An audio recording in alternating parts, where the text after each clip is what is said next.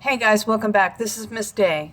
So we've been working on these symbolic self-portraits, and I'm working on one alongside you.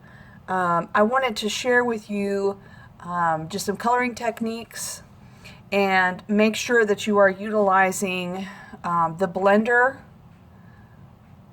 and it says on there blender somewhere. Okay, the blender. But also I want you to try just using the white. I want you to check it out. The white will make it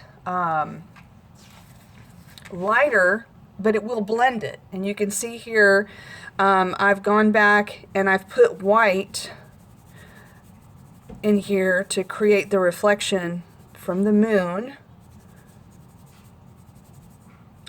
And it works pretty well. I was pleasantly surprised. So please try the white on your spheres first, and then try it as you're coloring your portrait. I want you to do the spheres first so that you can do some experimentation. So you can see here I've used the blender on some of the sky, and this is what it looks like before I use the blender. Okay, so I wanted to show you that as well. So I have to make sure I'm going in the same direction that I applied the pencil, because we want to have contour lines. So you can see here I'm just applying it back and forth because I want it to have that calm horizontal feeling for the sky to kind of match the ocean. So that's simply how you blend the colors together that way. I want you to look down here with the ocean. Remember to clean off the tip. Just wipe it off on the paper because it will get into your other colors. Alright, so when I'm blending the ocean down here, same thing. I want it to kind of stay in this linear, horizontal. These are my contour lines. These horizontal lines.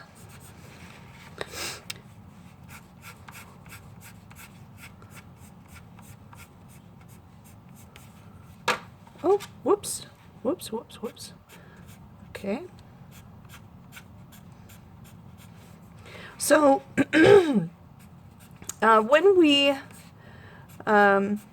perceive colors, typically the further away, the more muted and gray the colors are, and the closer, the brighter the colors are.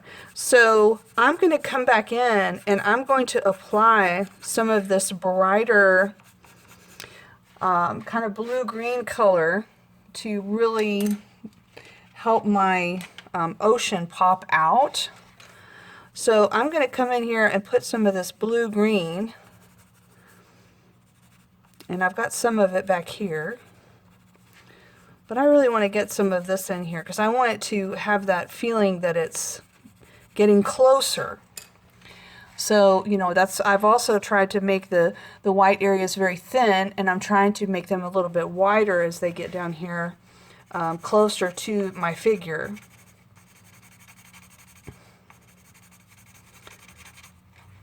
So I'm just coloring over the colored pencil part with the blender, and then I am going to go back with the white. And I want you to see how that looks, because it will blend it as well so nicely. Isn't that nice? Oh, just really pretty. So keep in mind that you know, you've got to keep your contour lines going in the direction of the object if you want to keep your illusion. When you're working on curved spaces or curved objects, you want to use a contour line. So you want to have a contour line. I'm just using this dark purple as a way to push the shadows in. And you can see I tested it down here first to make sure it's what I wanted. That's why I asked you guys to leave this section so that you can have an area to go in and really work. So putting this in here, this shadow. So, and that's basically what I would do, is I would find, just like when you did your spheres and you had your dark, your medium, and your light color, you're going to do something very similar and come around and create your shadows with the darker color, and go back and blend with the blender. So I'm putting this darker color here. And I'll end up going back through this.